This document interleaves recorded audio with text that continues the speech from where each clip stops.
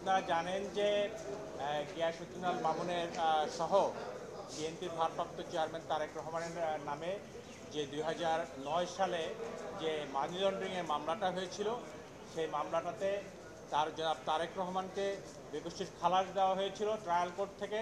তার তৎপরবর্তীতে দুদক এটার বিরুদ্ধে অ্যাপিল করে, অ্যাপিলের পরে ওনাকে 7 বছরের কারাদণ্ড দেওয়া হয় এবং তাকে 20 কোটি টাকা জরিমানা করা হয়।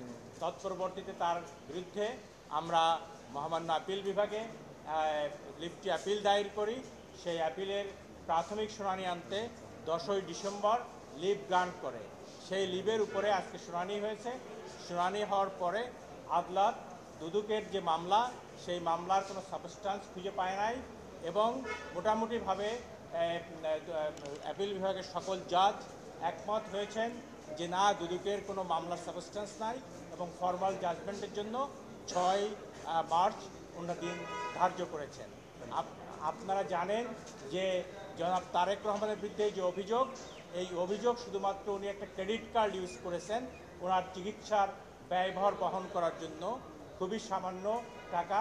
তার জন্য ক্রেডিট কার্ড সাধারণত ইস্যু করা হয় যে ব্যাংক লোন বা ক্রেডিট ফ্যাসিলিটিস দিলে, সেখানে মানি লন্ডারিংয়ের কোনো এলিমেন্ট আদালত খুঁজে পায় নাই। এবং যে আইনে মামলা করা হয়েছে 2002 সালের আইন, সেইটা একটা পতিত আইন ছিল।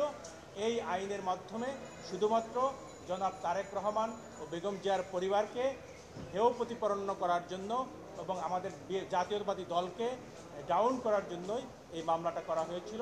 সেটা আজকের যে টোটাল যে আলোচনা, দুদকও অ্যাগ্রি করেছে, অন্য পক্ষ সরকার পক্ষ অ্যাগ্রি করেছে যে শুধুমাত্র রাজনৈতিক হিংসার বশবর্তী হয়ে এই মামলা তারা দাখিল করেছিল। এবং আমাদের রায় হচ্ছে 6 তারিখে হবে এই পূর্ণাঙ্গ আপিলের রায়। এই মামলায় তারেক রহমান ছিলেন 2 নম্বর ছিলেন।